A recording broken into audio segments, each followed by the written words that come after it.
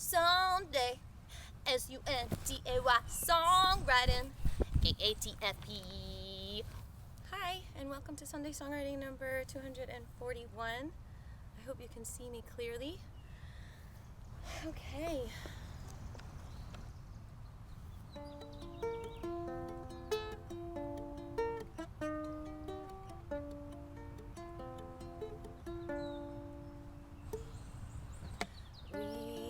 Just wondering if you had stress because you live near the coal plant.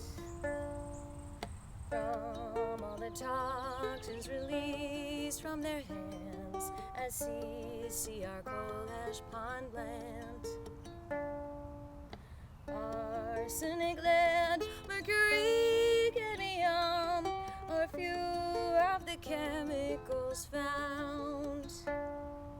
Hexavalent chromium doesn't sound like a place where we'll be safe and sound. We want to hold those accountable for putting this waste in our ground. Though we appreciate gas, electricity, to our choices we're bound. Solar and wind are both viable choices. Now is the time change ignites. We can stay healthy with our pure resources. Let's unite our lights. Such goodness comes from clean water, our soil, and cleansing our bodies, it's true. Hemp is a power plant too that pulls toxins right out of the soil with her roots as mushrooms and sunflowers.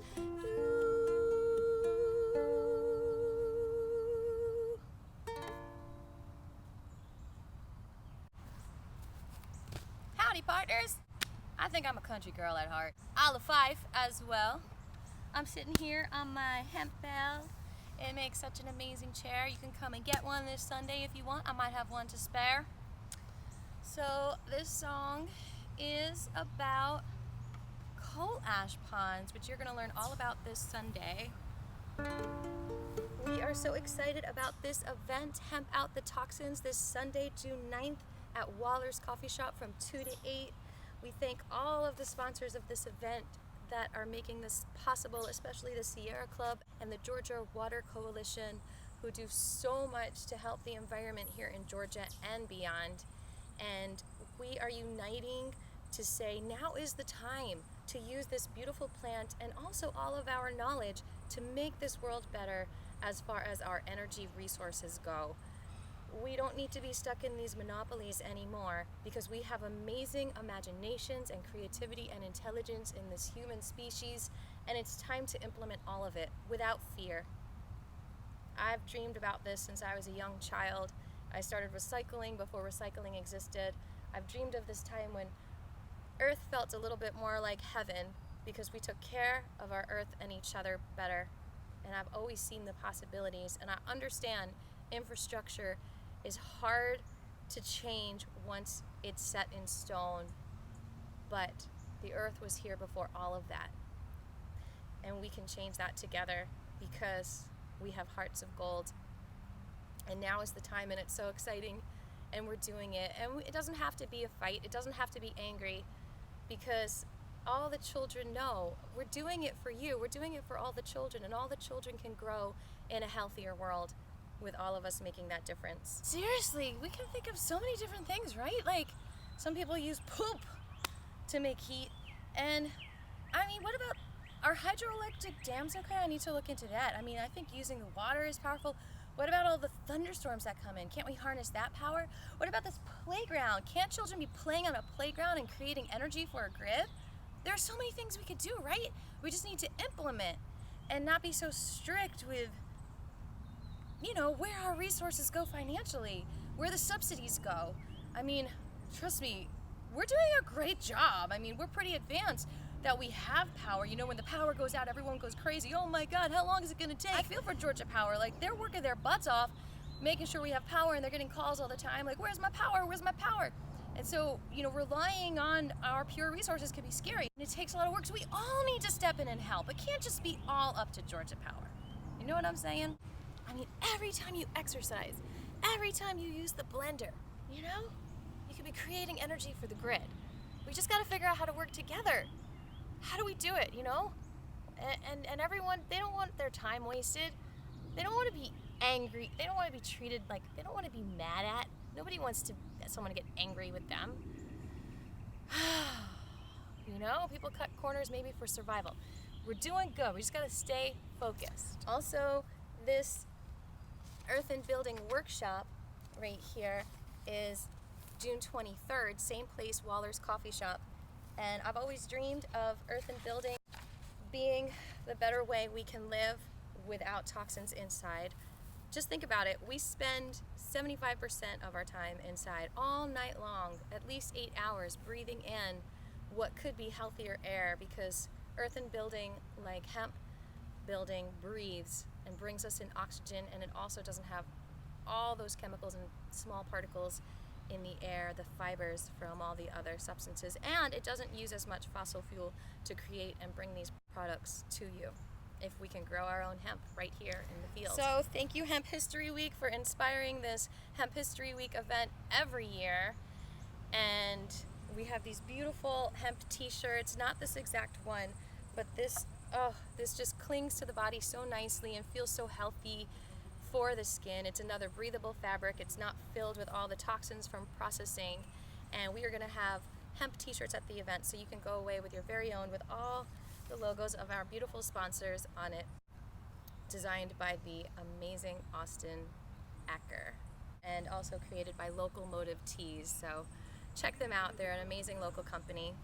I think I see a 4-leaf clover, or maybe that's a 3-leaf, but we should leave 4-leaf clovers on the ground, because then they could procreate. Why stop their cycle if they're so special, right? Thank you, James Meissner, for taking this amazing footage of the power plant where the Coal Ash Pond is, that now is actually using gas, but still a lot of waste goes into that Chattahoochee River right there. Sorry, it's going to get loud. At the edge of Fulton and Cobb counties, right here on the Chattahoochee River. And if you can see way back there, if you can see it, that is the Georgia Power Plant facility. And lots of its runoff makes it into the Chattahoochee River. If you don't know, the Chattahoochee River supplies a lot of water to most of the southeast, especially Georgia and Alabama. In fact, there's been some contention as to who owns those water rights, because we've had a lot of droughts lately. The problem is, does it really matter if we're going to continue to pollute our waters this way? That is a restricted area. I took some pictures so you can see what the area kind of looks like, but that's a power facility putting toxic waste into our water supply. Hemp can fix this. Hemp can draw the toxins out of the soil, out of the air, and out of the water. If we would only use it, we could phytoremediate this problem. Hemp out the toxins. These coal ash ponds have to go. In Georgia, there's been over 11 leaks that I've recently heard about in coal ash ponds that environmentalists are up in arms about. And you should be too. This is your drinking water. It won't be long you won't have any more drinking water. The Chattahoochee River is pristine above Atlanta. After it flows through Atlanta, it's like a desert. Very little life, and I want to start doing some data. I want to test the soil and the water above Atlanta, right here, and then farther south as it exits Fulton County. It's a tragedy that we keep allowing this to happen, and we need to fix it. And hemp can fix it. Hemp can help. Join us Sunday at Waller's Coffee Shop, because we're going to be learning a lot more about hemp and what it can do for all of us. Love y'all. One Plant United. Thank you, James Meissner. I look forward to seeing you all June 9th to not only celebrate the legality of hemp in Georgia, but also to unite our minds and our visions to truly change this world for a better place. We've got amazing speakers like Rocky Boldo with his solar company, and Stephanie Grande, who is a hemp farmer, and Mary from Nuts and Berries, who's going to teach us everything she knows about CBD and Emily Francis, who's going to teach us everything she knows about healing the body. So be sure to come on out and enjoy this event. All right, folks, so this is where we are having our hemp event, Waller's Coffee Shop. That is right. Oh my God! Oh my God, Mommy! What, Scribbles? Look, go back there. What? It says Dearborn Hospital. That's right. Well, Dearborn, Michigan is where Henry Ford grew the crop that fueled 40,000 vehicles. Oh my gosh, it's a sign! I think you're right, Scribbles. It's a sign that this hemp event is going to be the best hemp event Georgia has seen.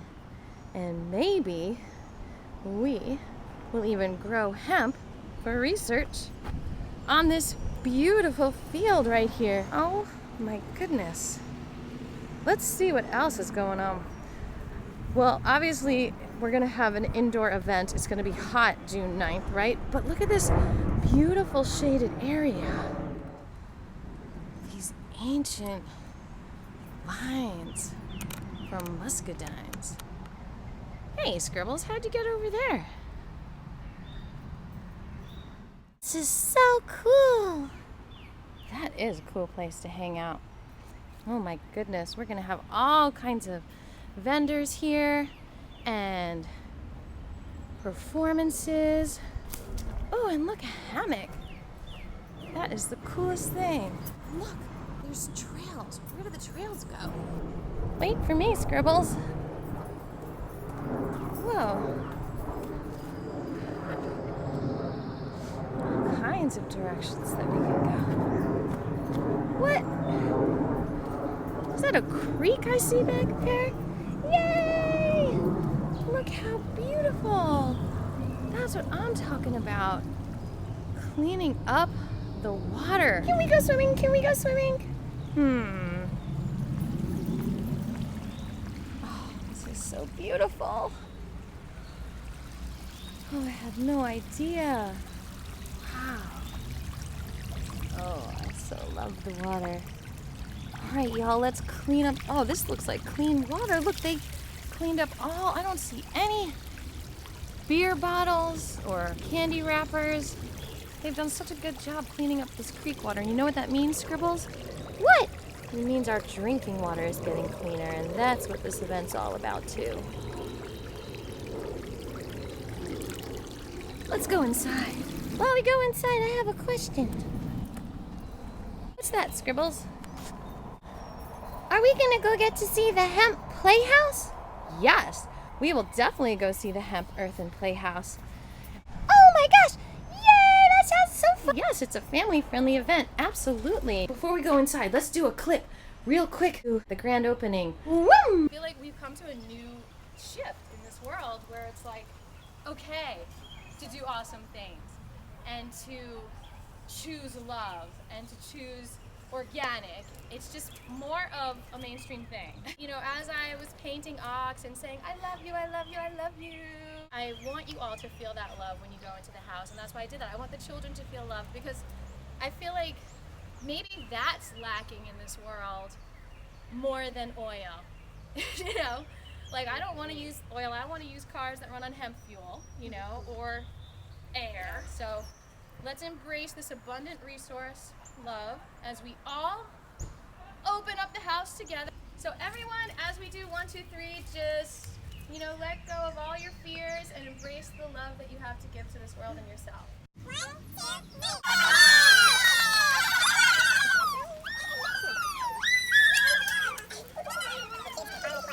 Zoom. Sometimes it seems to me as if I've just met you. Oh, look at all the amazing people playing here. The Beatles are playing here? No, it's actually a sing-along. Oh, okay. Let's see. There's a hemp event, there's a hemp event. That's right, it's hemp out the toxins.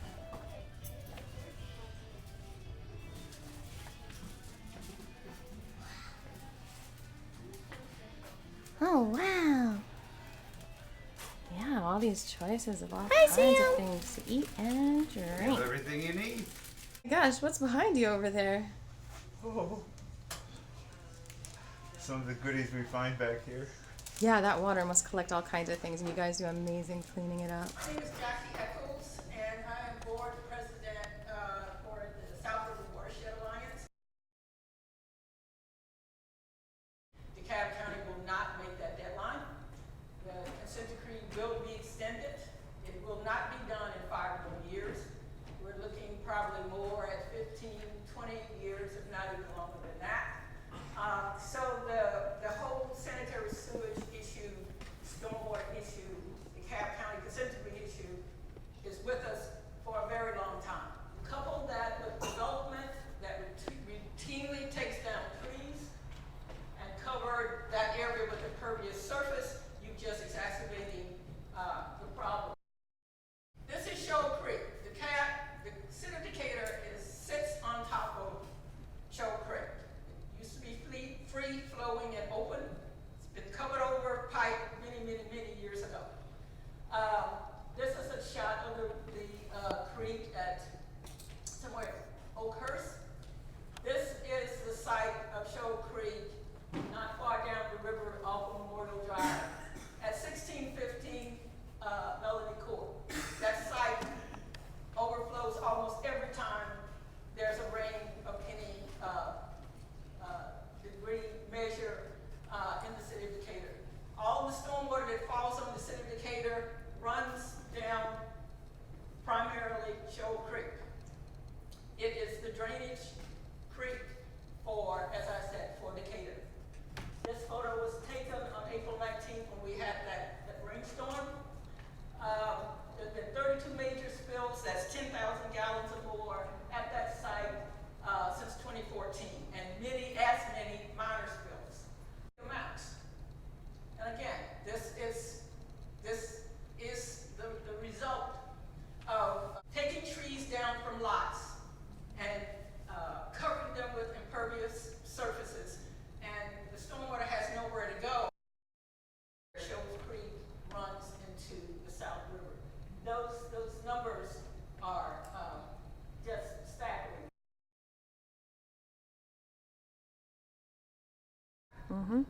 You have to consider how you're contributing to the problem, because the cost of that problem is passed on to everybody in this room. Fixing sewers is not cheap.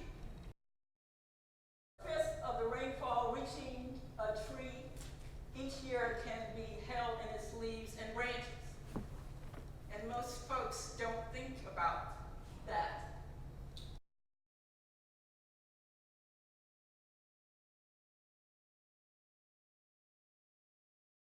That we cannot replant or pay our way out of this problem.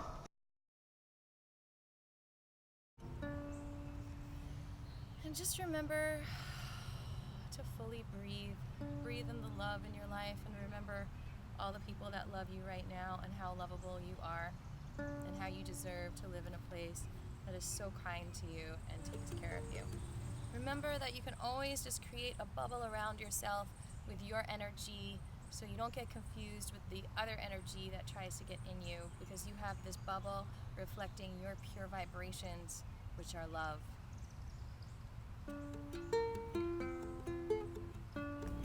So our vision, I'll focus again on this Live, Work, Play Health Innovation District. That is really the focus of what we're doing here, and basically tells you the opportunities that we see strategically, and then how Executive Park can potentially support them. That brings community together. Are you going to have to take down any trees, and if so, how many? The trees are really a function of the development, so until we actually have firm designs, we won't know how many trees we have to be taken out. But again, we'll replace the trees according to what the current codes are in Brookhaven and so forth. Yeah, it's not the same as cutting down an old, like, do you know if there's any old growth trees in there? I personally don't. Okay, yeah, cool. Just worry about the alternatives. Why is this super squiggly like that? That's, again, all conceptual, and to your point, until we do the design, a lot of this isn't known. So you can imagine another trail coming up this way for bikes, right? Will the design be open to public commentary? Oh, for sure, when we get to that point. Okay.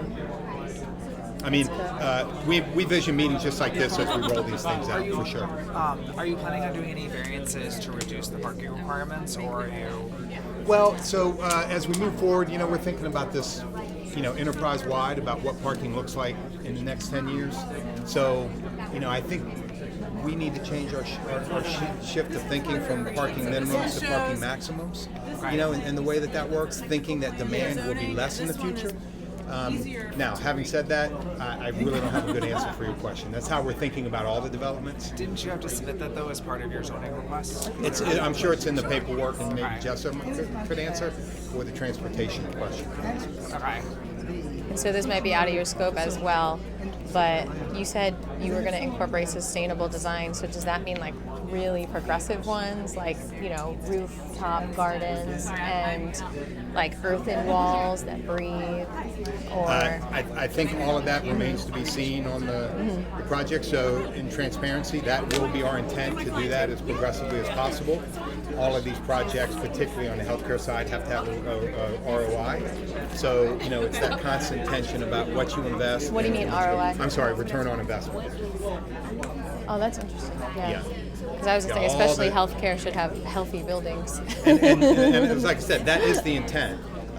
So we want this to be able to... Are you working, like, as far as the stormwater issues, do you know Jacqueline Eccles, who does a lot of work for the city with stormwater? It just seems like a really good opportunity to join forces with other, like, activists who are doing work, so that things get convoluted, when it comes to coding and zoning, and it just seems like there's such a block in cleaning our waters that it could be an opportunity for the rest of Georgia. Like you said, the creative and be an example for the rest of the world. And it's about engaging with Atlanta as a gateway to the world. That's exciting. Yeah, I think that we invest in those things. That you could come to the Emory campus, we do it there, we plan on doing it here to the extent it makes sense. And as far as, developing utilizing really what is a right-of-way for green space and park and, potentially planting the trees and so forth, we see those as opportunities. Yeah. If there's, for example, research going on in the university using phytoremediation at stormwater sites, then that could be possibly something that's implemented. Well, when we hire consultants to do a lot of this work, we put in performance specifications to meet certain, LEED standards or so forth. These are some of the best designers in the world that are in the Atlanta area, and our master planners are from Watertown, Massachusetts. They're doing the exact same type of research and innovation in terms of, designing these campuses to be sustainable. Yeah, it might be good to go a step further and unite them with Atlanta activists, so it's like we're not all banging our heads against the wall and we're on the same page too. Okay, I got to get to my Sierra Club meeting. Which three of those pillars directly connect to our investments we plan on making at Executive Park. And what you see, we are going to in fact incorporate sustainable design practices as we move forward, and you'll see some representative images about stormwater management and placemaking in just a moment.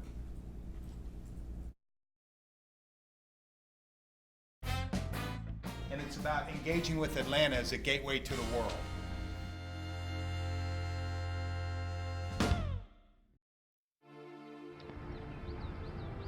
Well, here you go. This place is actually much bigger. I've made a huge circle actually. This is the runoff that goes down into our groundwater supply, which is right next to the Chattahoochee.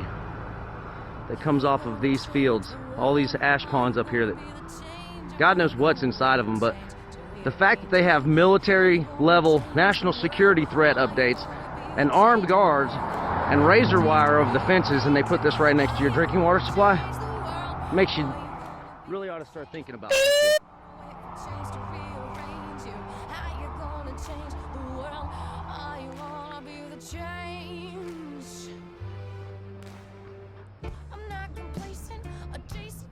It's just pumping shit out left and right. We a race that's free. Planetary times are chased with planetary changes. Are you with me when I say I see potentially we're here on heaven? How you gonna change the world? Are you gonna be the changer? Are you gonna wait for change to rearrange you? How you gonna change the world?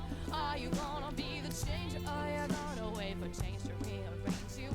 How you gonna change the world? Thank you so much for watching. Are you gonna wait for change to rearrange you? How you gonna change the world? Are you gonna be the change?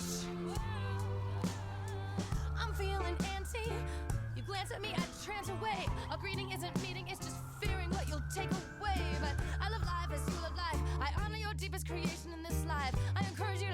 yourself and be yourself for the highest good. I'll have fun.